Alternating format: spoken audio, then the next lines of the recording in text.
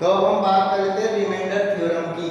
Remainder theorem, देखिए remainder theorem क्या कहती है, पहले तो इसका स्टेटमेंट देख लेते हैं। तो स्टेटमेंट कहता है let px be any polynomial of degree greater than और equal to 1 and let a be any real number if px is divided by the linear polynomial x minus a then the remainder is pa। यानी कि ये कह रहा है कि अगर किसी भी डिग्री के यानी कि n डिग्री का हो पॉलिनोमियल, यानी कि इसकी या तो डिग्री 1 हो या 1 से ज़्यादा हो, कुछ भी हो, अगर उसमें हम x माइनस ए का डिवाइड करें, x माइनस ए कौन सा है ये पॉलिनोमियल, ये पॉलिनोमियल हुआ लीनियर पॉलिनोमियल, क्योंकि डिग्री कितनी आ रही है 1। तो क्या होगा, लीनियर पॉलिनोमियल का अगर हम डिवाइड करें तो इसको अगर मैं 0 करूं, इसका 0 निकालूं तो क्या आएगा 0, x बराबर a।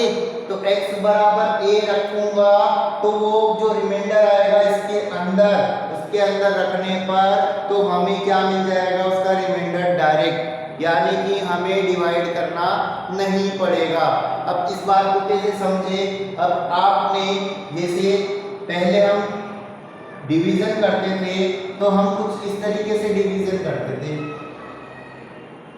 डिविडेंड इक्वल्स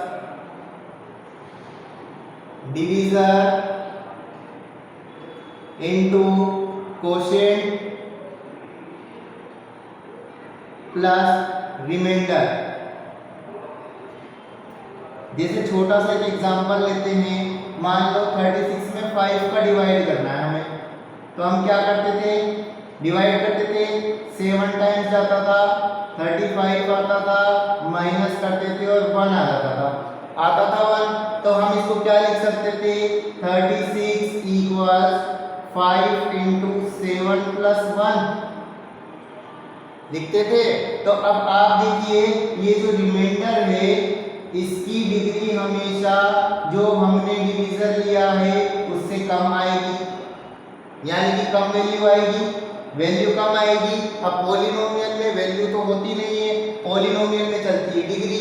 तो यानी कि अगर मैं लीनियर पॉलिनोमियल का, यानी कि यहाँ पर किसका डिवाइड कर रहा हूँ, x माइनस ए का, तो कांस्टेंट तो रिमाइंडर जो आएगा वो इससे एक कम डिग्री का, यानी कि कांस्टेंट आएगा। तो इससे हमें पता चल जाएगा कितना कांस्टेंट बचेगा। तो इस तरीके से रिमाइंडर थ्योरम का हम यूज ले सकते हैं विदाउट एक्चुअली डिवाइड करके। डायरेक्ट x बराबर x माइनस ए को 0 पुट करेंगे और उसमें पुट कर देंगे जो हमें पॉलिनोमियल दिया हुआ है, तो हमें उसका रिमाइंडर पता चल जाएगा। कैसे, तो इससे हमें रिमाइंडर पता चल जाएगा। फॉर एग्जांपल मान लो px बराबर, जैसे मैंने लिखा dividend equals to divisor into quotient plus remainder लिख सकता हूं मैं।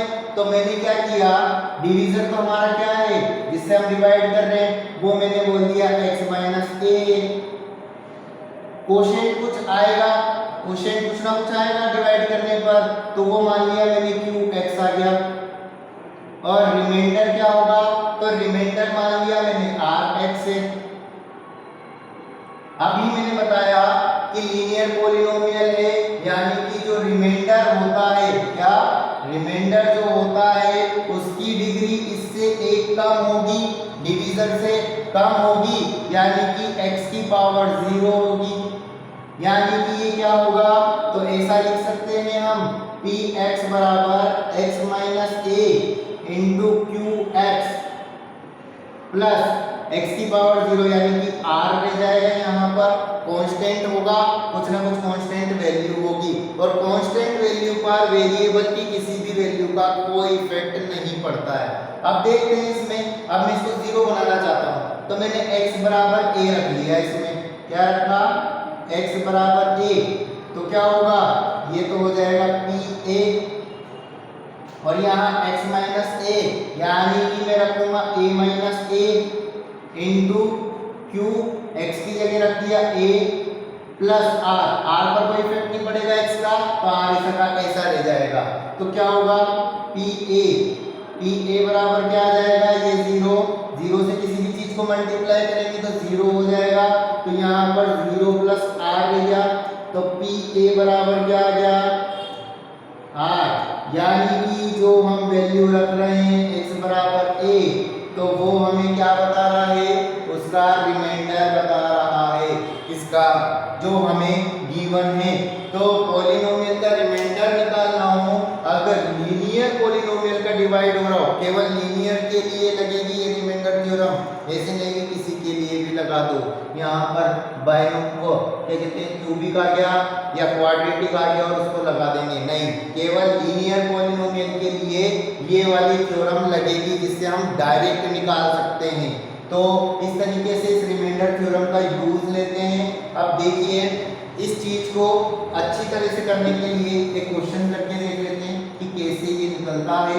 तो इसके लिए सबसे पहले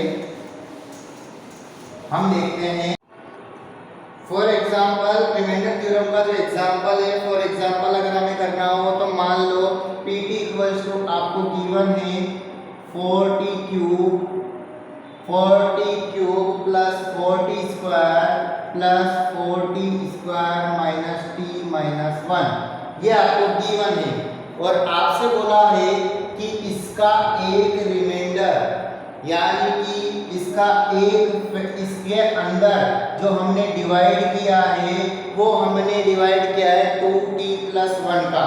किसका डिवाइड कर रहे हैं, 2t प्लस 1 का, यानी कि इस पॉलिनोमियल को डिवाइड कर रहे हैं gt से, वो हमें गिवन है 2t प्लस 1 से। अब देखो, जिससे हम डिवाइड कर रहे हैं वो लीनियर है कि नहीं है, तो लीनियर है। लीनियर है तो सबसे पहले मैं इसको इक्वल टू 0 करके t की वैल्यू फाइंड आउट कर लूं, ताकि मुझे इसमें रखने पर हमें इसका रिमाइंडर डायरेक्ट पता चल जाए।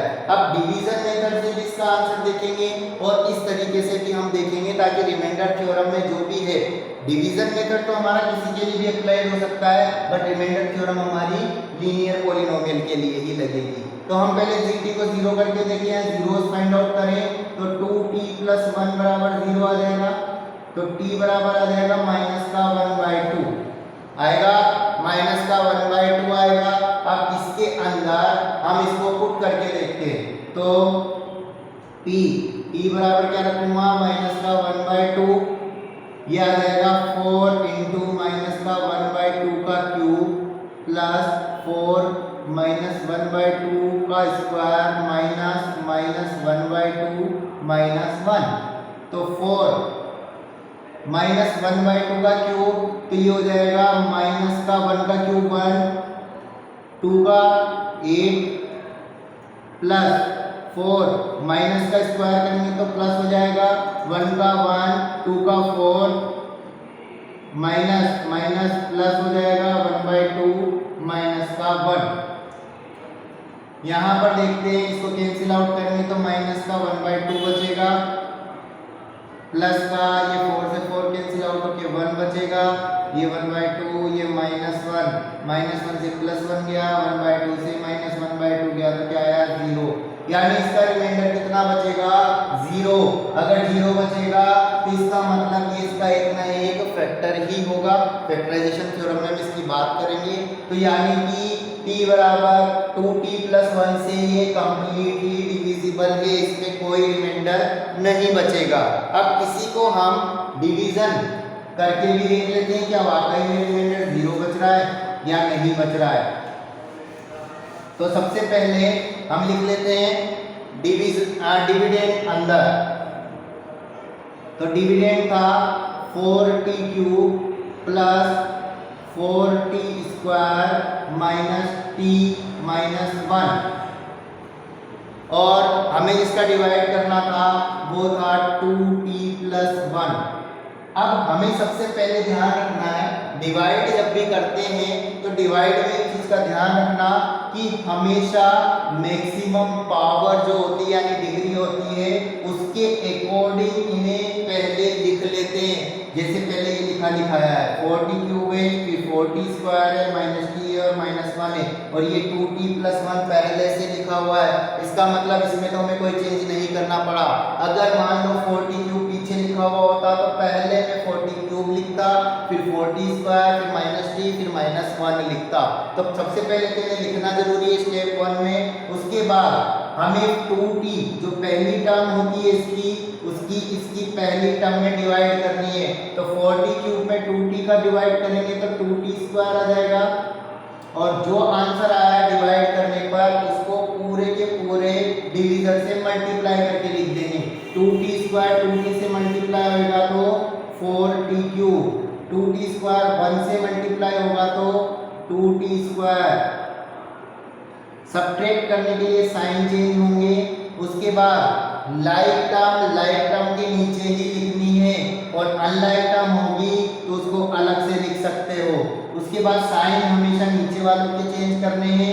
उसके बाद देखिए ये दोनों सेम, जब भी हम एडिशन सब्ट्रैक्शन करते हैं तो हमें ध्यान रखना है कि केवल कोएफिशिएंट को हम ऐड और सब्ट्रैक्ट करेंगे, बाकी सबको वैसा का वैसा लिख देंगे। तो 4 में से 4 गया तो 4 में से 4 गया तो 0, और 0 को t³ से मल्टीप्लाई करूंगा तो ये तो हो जाएगा 0। 4 में से 2 गया तो, क्योंकि ये प्लस का है ये माइनस का है, तो प्लस का बचेगा 2t² माइनस का t माइनस का 1 लिख देंगे। उसके बाद 2t का डिवाइड फिर वापस इसमें करेंगे तो प्लस का t टाइम्स ये चला जाएगा, 2t का 2t² हो जाएगा प्लस t माइनस का प्लस का t, माइनस तो साइन चेंज होगा, ये माइनस माइनस कैंसिल आउट हो जाएंगे, और ये माइनस का 1 माइनस के 2t आ जाएंगे, और बचेगा माइनस का 1। अब उसके बाद 2t का डिवाइड इसमें करेंगे तो -1 टाइम जाएगा, और इसको मल्टीप्लाई करेंगे तो माइनस का 2t और माइनस का 1, ये आएगा साइन चेंज। अब 2 में से 2 गया तो 0, तो ये भी आपका 0, यानी कि टोटल कितना बचा 0। तो रिमाइंडर कितना बचा, रिमाइंडर बचा हमारा 0, यानी कि हमने जो रिमाइंडर थ्योरम लगाई थी वो सही था। अब वो क्या है, रिमाइंडर थ्योरम एक तरीके से लीनियर पॉलिनोमियल का अगर हम डिवाइड करें तो उसको शॉर्ट में करने का तरीका है, यानी कि हमें आंसर पहले ही पता चल जाएगा कि इस पॉलिनोमियल का रिमाइंडर कितना बचेगा। पर इसमें कंडीशन ध्यान रखनी है कि केवल लीनियर पॉलिनोमियल का ही डिवाइड करें, अगर लीनियर के अलावा होगा तो हो सकता है कि वेरिएबल कुछ भी आ सकता है, चेंज भी हो सकता है, इसलिए ध्यान रखें लीनियर पॉलिनोमियल के लिए ही इसको अप्लाई करेंगे। उसके